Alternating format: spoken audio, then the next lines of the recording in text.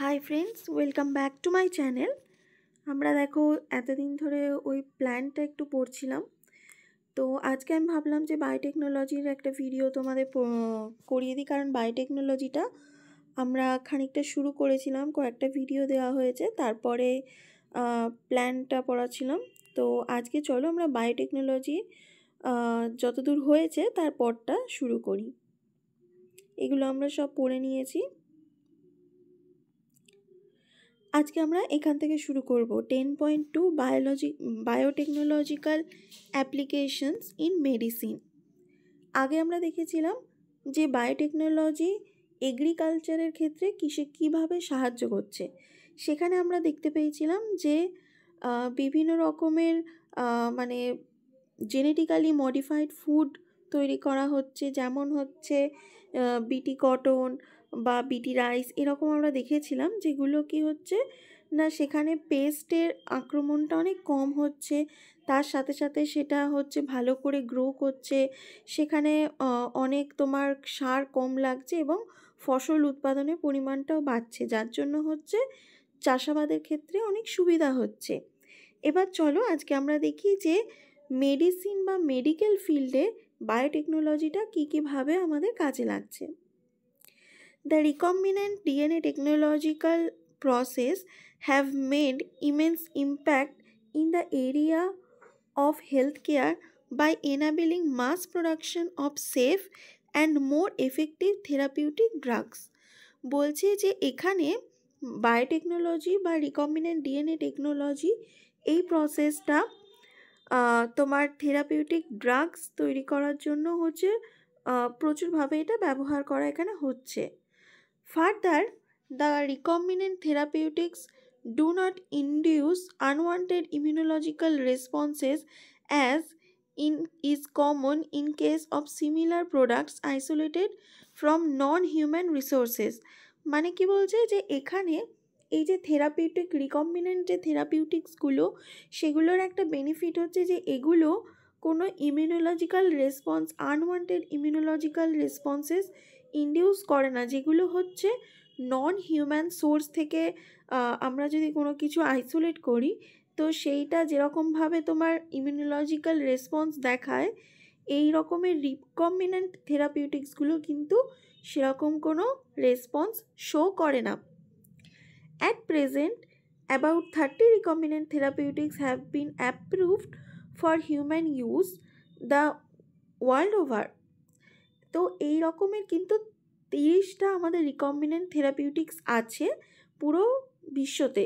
In India 12 of these are presently being marketed, যার মধ্যে কেবলমাত্র 12টা হচ্ছে আমাদের ভারতের মধ্যে মার্কেটিং করা হয়। তাহলে দেখো এখানে কি বললো, এই প্যারাটার মূল বলতে চাইলো যে এই রিকম্বিনেন্ট ডিএনএ টেকনোলজি বা বায়োটেকনোলজির এই প্রসেসগুলো আমরা মূলত বিভিন্ন ধরনের থেরাপিউটিক্স ড্রাগস তৈরি করার জন্য কাজে ব্যবহার করি। সেগুলো কিন্তু এই যে ড্রাগস যেগুলো, এগুলো নন হিউম্যান রিসোর্স থেকে নিলে যেরকম বডিতে একটা ইমিউনোলজিক্যাল রেসপন্স তৈরি করে, সেরকম কিন্তু এই রিকম্বিনেন্ট থেরাপিউটিক্সগুলো কোনো রকমের মানে ইমিউনোলজিক্যাল রেসপন্স শো করছে না। তার ফলে কী হচ্ছে, সেটা অনেকটা ভালো, মানে এটা তো একটা পজিটিভ দিক না, যে তোমার বডি সেটাকে অ্যাকসেপ্ট করে নিচ্ছে, সেটা কোনো মানে তোমার বডি সেটাকে যে বাইরের জিনিস বলে রিজেক্ট করে দেওয়া সেরকম কিছু করছে না। তো এই রকমের হচ্ছে 30টা রিকম্বিনেন্ট থেরাপিউটিক ড্রাগস এখনো পর্যন্ত আবিষ্কার হয়েছে, যার মধ্যে হচ্ছে ভারতে কেবলমাত্র 12টা ইউজ করা হয়। আচ্ছা, নেক্সট কি বলছে দেখো, জেনেটিক্যালি ইঞ্জিনিয়ার্ড ইনসুলিন। এখানে কি বলছে চলো দেখি। Management of adult onset diabetes is possible by taking insulin at regular time intervals. এটা তো আমরা সবাই জানি যে আমাদের যাদের ডায়াবেটিস আছে তাদের প্রত্যেককে হচ্ছে একটা নির্দিষ্ট সময় অন্তর অন্তর বা খাওয়ার পরে ডাক্তার বলে দেয় যে ইনসুলিন নিতে হয়। ঠিক আছে, এটা আমরা সবাই দেখেছি যাদের যাদের ক্ষেত্রে ডায়াবেটিস আছে। What would a diabetic patient do if enough human insulin was not available? বলছে যে একটা ডায়াবেটিক পেশেন্ট কী করতো যদি এইরকম হিউম্যান ইনসুলিন যদি না অ্যাভেলেবেল থাকতো। তাহলে একটা ডায়াবেটিক পেশেন্ট কী ইনজেক্ট করতো যদি না এইরকম ইনসুলিন মার্কেটে পাওয়া যেত? If you discuss this, you would soon realize that one would have to isolate and use insulin from other animals. বলছে এটা নিয়ে যদি আমরা ভাবনা চিন্তা করি তাহলে আমরা ভাবতে পারি যে ইনসুলিনটা অন্য কোনোভাবে অন্য কোনো অ্যানিম্যাল থেকে হচ্ছে আইসোলেট করে নিয়ে সেটাকে আমরা ইউজ করতে পারবো আমাদের বডির কাজেতে।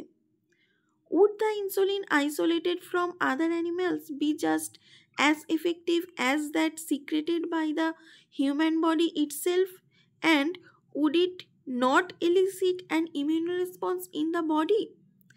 এখানটায় বলছে যে তাহলে এই যে ইনসুলিনটা আমরা অন্য একটা অ্যানিম্যাল থেকে আইসোলেট করলাম, তাহলে এই যে এটা নিচ্ছি তো এটা কি আমাদের হিউম্যান বডিতে এফেক্ট করবে? মানে এটা কি কোনো কাজ করবে, নাকি আমাদের বডি এটা বাইরের কোনো জিনিস যে অন্য কোনো অ্যানিম্যাল থেকে আইসোলেট করা হয়েছে বলে আমাদের বডি সেটাকে রিজেক্ট করে দেবে? Now imagine if bacterium were available that could make human insulin. বলছে যে যদি এই রকমের কাজটা এই যে কোনো অ্যানিম্যালস দিয়ে না হয়ে যদি কোনো ব্যাকটেরিয়া দিয়ে করা যেত, যে যেখান থেকে ব্যাকটেরিয়া একটা ধরো আসছে সেখান থেকে তুমি ইনসুলিনটা আইসোলেট করছো, তাহলে তো সুবিধা হতো না। কারণ ব্যাকটেরিয়া হচ্ছে একটা হিউজ নাম্বারে প্রডিউস করা যায়, আমরা ল্যাবেতে প্রডিউস করে নিতে পারি, অল্প সময় সেটা করা যায়, তো এটা অনেক দিক দিয়ে এফেক্টিভ আর কি। Suddenly the whole process became so simple. তো অ্যানিম্যালসের বদলে যদি আমরা সেক্ষেত্রে কোনো মাইক্রো অর্গানিজমস মানে কোনো ব্যাকটেরিয়াকে ইউজ করি তাহলে সেক্ষেত্রে কাজটা কিন্তু অনেক সহজ হয়ে যাবে। You can easily grow a large quantity of the bacteria and make as much insulin as you need.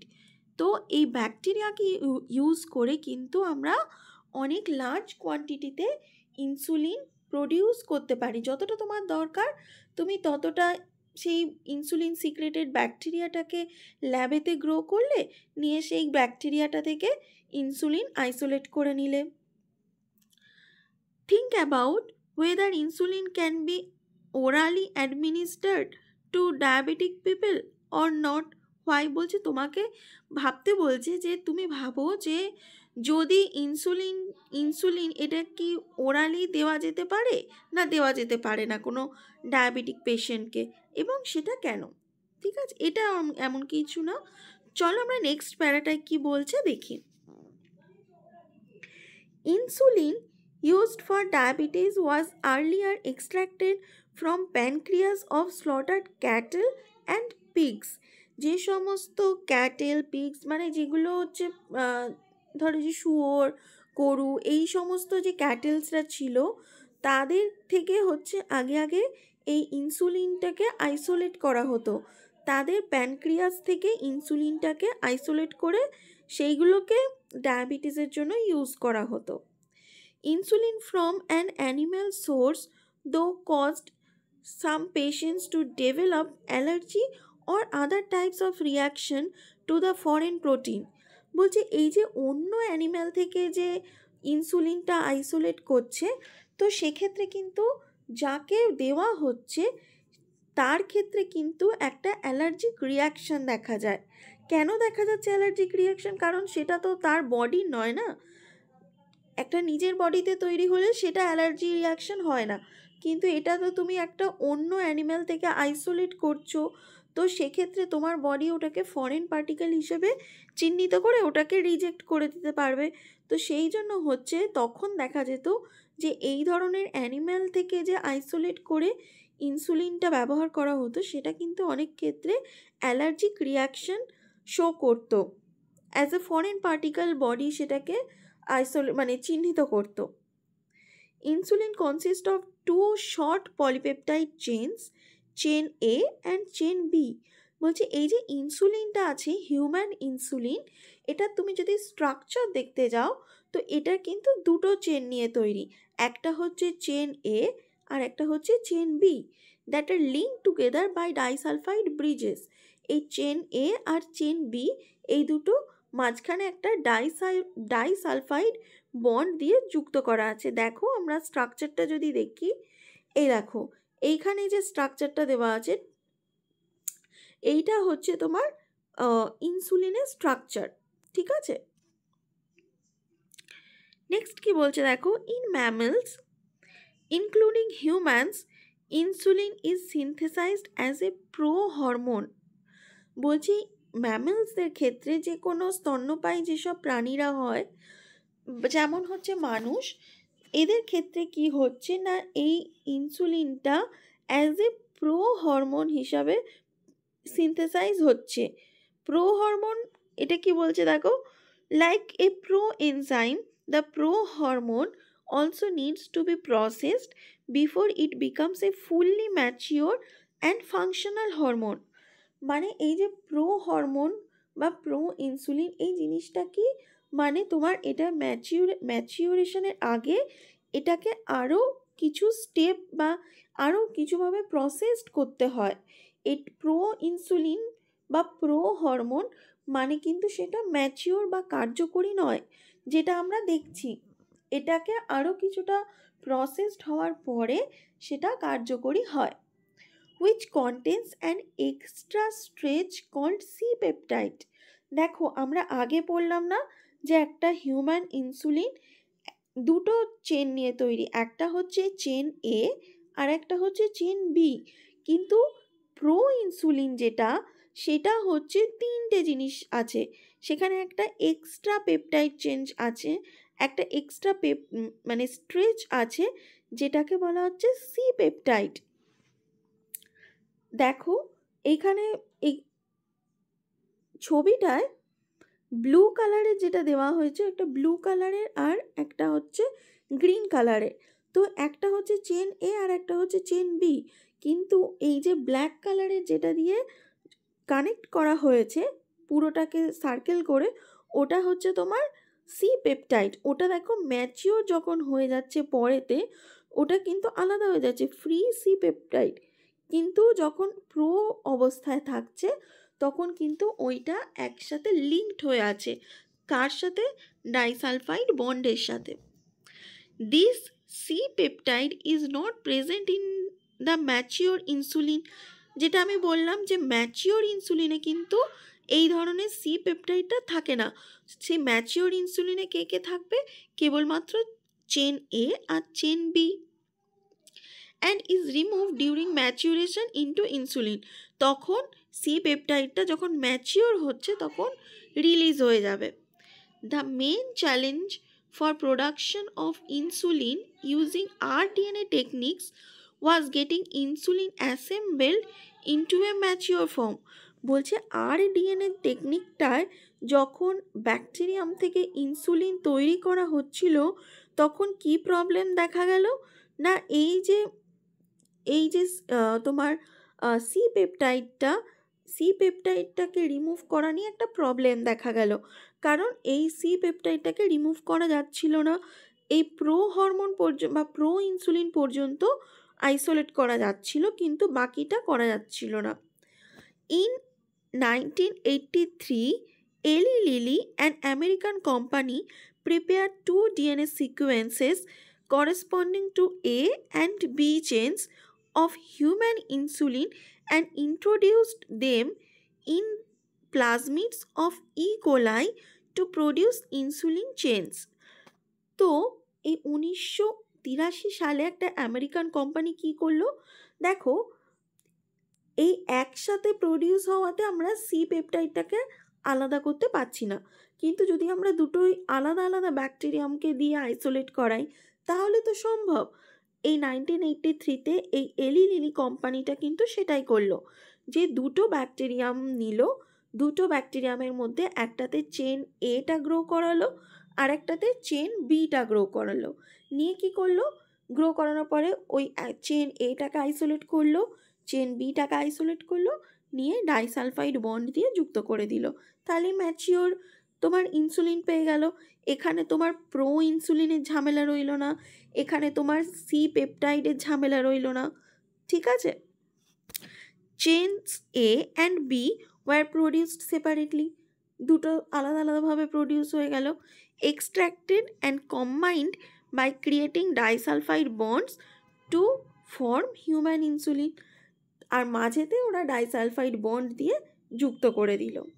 তাহলে বায়োটেকনোলজিটা আমরা এইভাবে ইউজ করলাম হচ্ছে মেডিসিন তৈরির জন্য, যেখানে হচ্ছে ইনসুলিন প্রডিউসের ক্ষেত্রে আমরা দেখতে পাচ্ছি এইটার একটা গুরুত্বপূর্ণ রোল আছে, কারণ ইনসুলিনটা যাদের ডায়াবেটিক পেশেন্ট তাদের ইনসুলিন ইনজেক্ট করতে হয়, সেই ইনসুলিনটা অ্যানিম্যালসের বডি থেকে, স্লটার্ড অ্যানিম্যালস থেকে যখন আমরা আইসোলেট করছিলাম তখন দেখা যাচ্ছিল যে অনেকের ক্ষেত্রে সেটা ফরেন পার্টিকেল বলে অ্যালার্জিক রিয়াকশন শো করছে।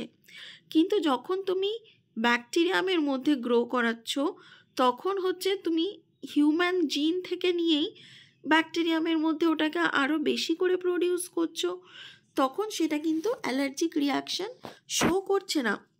আরেকটা দেখা গেল যে তুমি একটা ব্যাকটেরিয়ামের মধ্যেই যখন পুরো ম্যাচুরেশন প্রসেসটা করছি তখন কিন্তু প্রো ইনসুলিন থেকে ম্যাচিওর ইনসুলিন হতে গিয়ে সি পেপটাইডটা আলাদা করতে একটা সমস্যা হচ্ছে।